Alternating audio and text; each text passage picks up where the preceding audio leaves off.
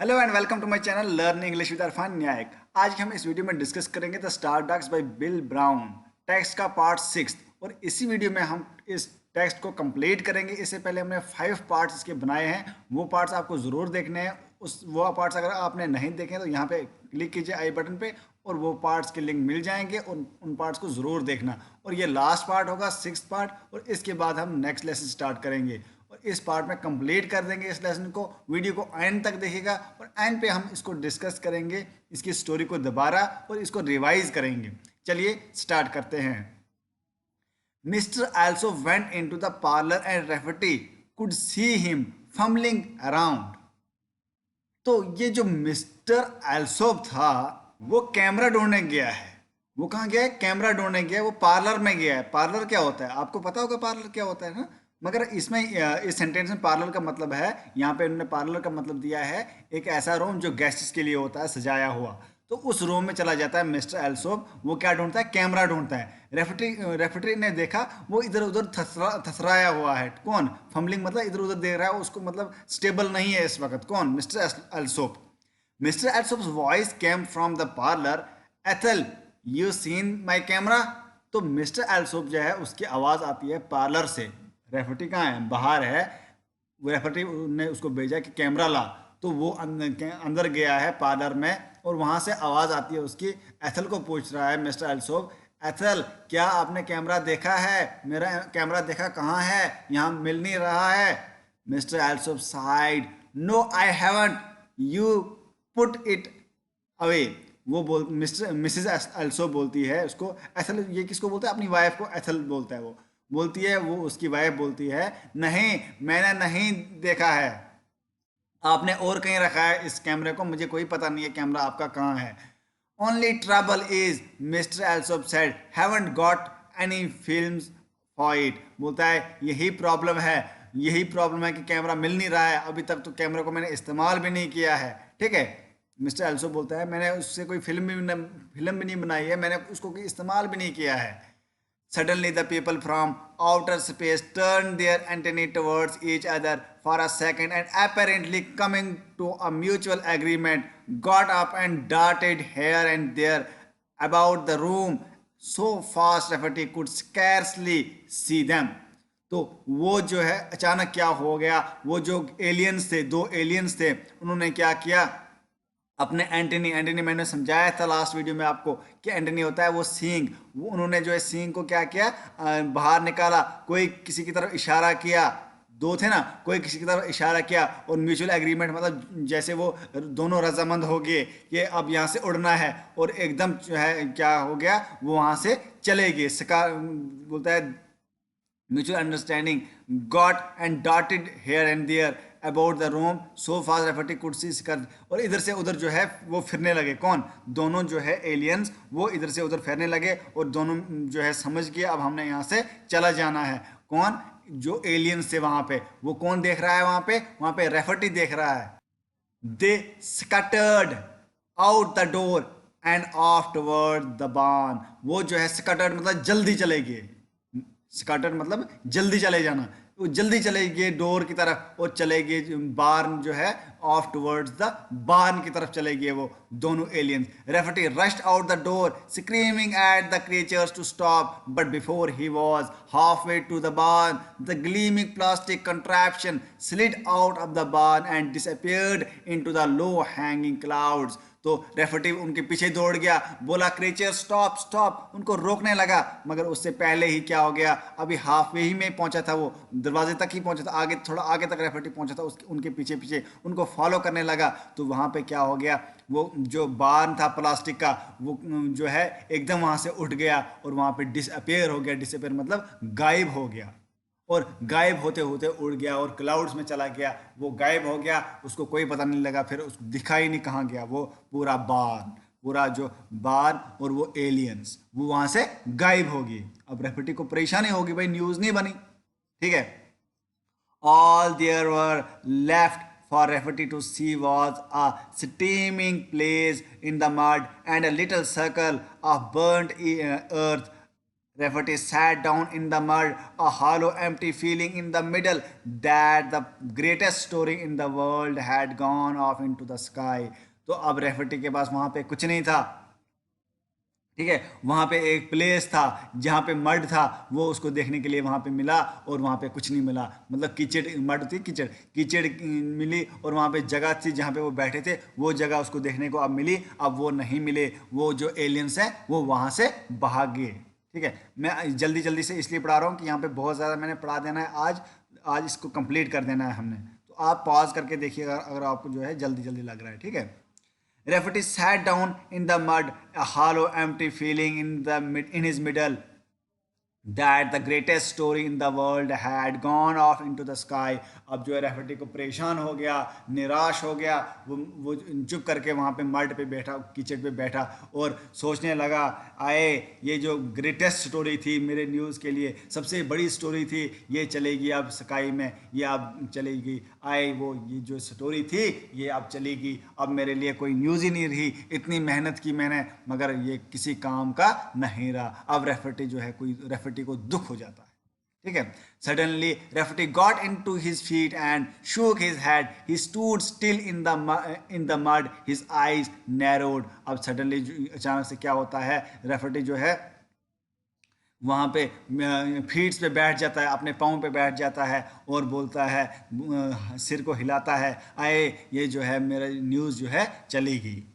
और वहाँ पे खड़ा होता है, आंखों को नीचे करता है, छोटी आंखों को छोटी करता है, मतलब बहुत दुख होता है उसको। किसको? रेफर्टी को। Also he yelled, did those people pay for those eggs?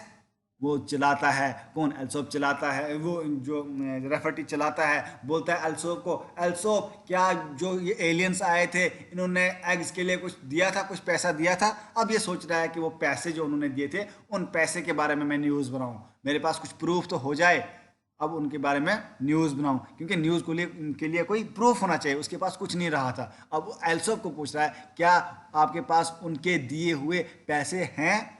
Mr. Alsop was standing on a chair in front of the China closet, still hunting for the camera. तो जो मिस्टर एल्सोप है वो वहीं पे अपने चेयर पे बैठा है, वहाँ पे देख रहा है, ठीक है। वहाँ पे क्लोजेट में देख रहा है, अपने रूम में टटोल रहा है, कि वहाँ पे टटोल रहा है कि क्या कर रहा है, कैमरा ढूंढ रहा है, कैमरा ढूंढ रहा है अभी भी, मगर कैमरा उसको नहीं मिला। Oh sure he said in a way that did, let me see the money, रेफर्टी demanded. रेफर्टी जो है अब बोलता है, जब रेफर्टी उसको बोलता है कि आपको पैसा मिला, तो अंदर से आवाज आती है, वो बोलता है, कौन? मिस्टर एल्सोप ढूंढ रहा है, बोलता है ओ श्योर ही सेड, उसने बोला हाँ हाँ मैं ढूंढ रहा हूँ, मैं ढूंढ रहा हूँ कैमरा को। उसको समझ नहीं आया इसने बोला क्या रेफर्टी ने। अब बोलता है let me see the money, रेफर्टी demanded. रेफर्टी बोलता है हाँ लाओ पैसे जो उन्होंने दिए थे, वो पैसे लाओ, मैं उन पैसों को देखूंगा। कौन बोलता है? रेफर्टी बोलता है। ओह not in money, Mr. Alsop said. They don't have any money, but when they were here 6 years ago, they brought us some eggs of their own in trade. बोलता है नहीं मेरे पास पैसा नहीं है, उन्होंने पैसा नहीं दिया था, जो एग्स लिए थे उसके रिटर्न में उन्होंने पैसा नहीं दिया था, बल्कि उन्होंने वहाँ से लाए 6 ईयर पहले जब आए थे यहाँ पे हमारे पास, ये एलियन पहले आए थे 6 साल पहले, तो इन्होंने क्या दिया था? एग्स दिए थे। उनने वही अंडे जो है उनके बदले में दिए थे, उनके रिटर्न में दिए थे, जो अंडे इधर से लिए थे, जो एग्स इधर से लिए थे, वही मतलब उनके रिटर्न में वहाँ के एग्स उन्होंने दिए थे, अपने वहाँ के लाए थे, उस स्पेस पे लाए थे जिस स्पेस पे वो रहते हैं। रेफर्टी started eggs, what kind of eggs? Started मतलब चढ़ गया उस पर। रेफर्टी बोलता है क्या, कैसे एग्स, कैसे एग्स वो लाते? Mister Alsop chuckled. We call them star eggs, star ducks. जो मिस्टर एल्सोप था वो वहां से वो उसको बोलने लगा जोर से, उनको हम बोलते हैं स्टार डक्स, जो वहां से उन्होंने एग्स लाए थे। किन्होंने? जो एलियन। अब स्टार डक्स है ना, स्टार डक्स इस स्टोरी का नाम है। स्टार डक्स आप समझ लो स्टार डक्स थे क्या, असली अच्छी तरह समझ लो, और जब आपको टीचर पढ़ाएगा वहाँ आप उसको जो है समझा भी पाएंगे, उसको आंसर भी दे पाएंगे कि स्टार डक्स थे क्या। स्टार डक्स क्या थे? वो एग्स जो एलियंस ने मिस्टर एल्सोप को दिए थे। क्यों दिए थे? क्योंकि उनको इस अर्थ के जहाँ मिस्टर एल्सोप रहता था वहाँ के एग्स चाहिए थे, वहाँ के एग्स उनको चाहिए थे, तो उसके रिटर्न में उन्होंने अपने स्पेस से एग लाए थे और वो इसको दिए थे। और बोलता है मिस्टर एल्सोप, उन एग्स को क्या बोलते थे हम? Star ducks. The eggs were star shaped and we set them under a hen and the star points bothered the hen something awful। बोलता है वो हम उनको स्टार डक्स इसलिए बोलते थे, मिस्टर एल्सो बोलता है हम उन एग्स को स्टार डक्स इसलिए बोलते थे क्योंकि वो एग्स जो हम जब हमने लाए थे तो हमने क्या किया उन एग्स को, उन वो एग्स जो है स्टार शेप थे, वो स्टार की तरह, तारे की तरह चमकते थे। और अब फिर हमने क्या किया, हमने वो हैन के नीचे रखे, मुर्गी के नीचे रखे ताकि वो बच्चे निकाले उन एग्स से। मगर वहाँ पे जो है मुर्गी को परेशानी हुई और मुर्गी जो है वहाँ पे नहीं बैठी उन पे, वो थरथरा गई, वो डर गई उन एग्स से क्योंकि वो चमकते थे। ठीक है, समथिंग ऑफ मतलब हैरान कुन, मुर्गी के लिए भी वो एग्स हैरान कुन थे। ठीक है, चलिए हम नेक्स्ट पेज को मुड़ते हैं और नेक्स्ट पढ़ते हैं, नेक्स्ट में क्या है।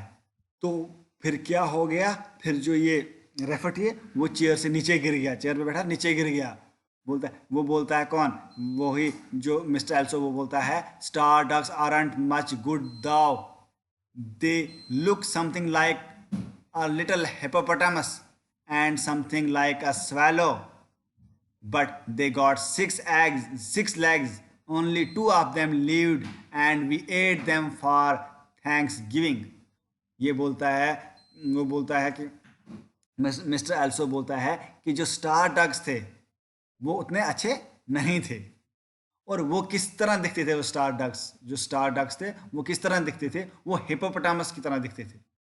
हिप्पोपोटामस एक एनिमल है, आप सर्च कर सकते हैं, या बॉटनी के स्टूडेंट, जोलॉजी स्टूडेंट्स हैं तो आपको पता होगा, बॉटनी जोलॉजी के उनको पता होता है। हिप्पोपोटामस एक एनिमल है जो अफ्रीका में होता है। और ये बोलता है मिस्टर एल्सोप कि वो हिप्पोपोटामस जैसे थे, और हिप्पोपोटामस जैसे स्वेलो, स्वेलो एक बर्ड है, बर्ड की तरह दिखते थे वो। और बोलता है बट दे गॉट 6 legs, और उन हिप्पोपोटामस में उनको क्या थे? 6 legs थे। ओनली 2 ऑफ देम लिव्ड, बोलता है 6 में से जो है कुछ मतलब 2 ही रहे थे जितने वो थे, मतलब मेरे पास स्टारडक्स 2 ही रहे थे। We ate them for thanks, और उनको हमने खा दिया था। मतलब वो स्टारडक्स वहाँ से लाए थे, उनसे बच्चे निकले थे और उनको 6 legs थे। अगर आपको पूछा जाएगा व्हाट वाज स्टारडक्स, ठीक है, स्टारडक्स क्या थे, तो आप इनको लिख सकते हैं वो क्या थे। वो वहाँ से मतलब कहाँ स्पेस से लाए थे एलियंस ने एग्स, और उनके बदले में यहाँ के एग्स लिए थे, और उन एग से क्या निकले? हिप्पोपोटामस। हिप्पोपोटामस क्या होते हैं? वो 6 हिप्पोपोटामस जैसे निकले वो स्टारडक्स। स्टारडक्स कैसे थे? हिप्पोपोटामस जैसे, उनको 6 legs होते हैं, और उनमें से जो है 2 रहे थे, और 2 किसने खाए? मिस्टर एल्सोप ने उनको खाया। ठीक है, मिस्टर एल्सोप उसकी फैमिली ने। Rafferty leaned closer. Mr. Alsop, he almost whispered, you wouldn't know where the skeletons of the star ducks are. रेफटी अब बोलने लगा चलो आपने वो खाए वो स्टार डक्स। वो झुका, कौन? रेफटी झुका और मिस्टर एल्सोप को आहिस्ता आहिस्ता बोलता है, विस्पर्ड मतलब कानाफूसी करना, आहिस्ता आहिस्ता बोलता है मिस्टर एल्सोप, क्या आप ये मुझे बोल सकते हैं उनके स्केल्टन्स कहाँ रखे आपने? स्केल्टन क्या होते हैं? उनका जो है हड्डियाँ, ठीक है, बॉन्स जो आपने खाए ना, मतलब कोई भी मुर्गा खाते हो या कुछ भी आप खाते हो तो उसके बॉन्स होते हैं, तो बॉन्स तो कहीं फेंकते हैं ना हम। तो वो बोलता है क्या आपने जो स्केल्टन्स हैं वो कहाँ रखे? आप बोलता है मिस्टर मिस्टर एल्सो बोलता है, mister also looked puzzled, puzzle मतलब कंफ्यूज हो गया। यू मीन द बोन्स, क्या आप बोन्स की बात कर रहे हो? You gave the bone, we gave the bones to the dog, हमने उन बोन्स को किसको दिया? कुत्तों को दिया था। मतलब जब भी कोई मतलब मीट खाएगा, कोई चिकन खाएगा, तो हम बोन्स किसको देते? कुत्तों को। बोलता है हमने जो है बोन्स किसको दिए थे? डॉग्स को। That was 5 years ago, even the dog's dead now, I know where his bones are the. बोलता है 6 साल 5 साल पहले की बात है, तब हमने खाए थे, और उनको जो है उनके जो बोन्स थे वो डॉग्स को दिए हैं, और अब पता नहीं डॉग भी कहाँ है, वो जिन डॉग्स ने खाया वो भी मर गए होंगे। और बोलता है मैं जानता हूँ अब उसके बोन्स, उन डॉग्स के बोन्स कहाँ होंगे। कौन से डॉग? जिन डॉग्स ने उन हिप्पोपोटामस के, उन स्टार डॉग्स के बोन्स खाए थे। Rafferty picked up his hat like a man in a daze and walked into out the night. वो जो है चुप करके उठा उठा और अपना जो हैट उठाया, ठीक है, और हैट उठाया और वहां से चलने लगा। रेफटी जो है, रेफटी शॉक हो गया है, मतलब परेशान, उसको टेंशन पड़ गई है। डेज मतलब शॉक हो गया है, डेज होता है इमोशनल हो गया है। इमोशनल क्यों हो गया, उसको स्टोरी नहीं बनी न्यूज़ के लिए, तो अब उसने अपनी हैट उठाई और वहां से चला गया, रात को ही चला गया, वहां से एल्सो फार्म से चला गया। Mister also open the door and came out, wiping the dust of a box camera with his sleeve. और वहां से दरवाजे से बाहर निकल जाता है, दरवाजे को खोल के, डोर को खोल के बाहर चला जाता है। कौन? वही रेफर्टी, मिस्टर एल्सो, वो मिस्टर एल्सो।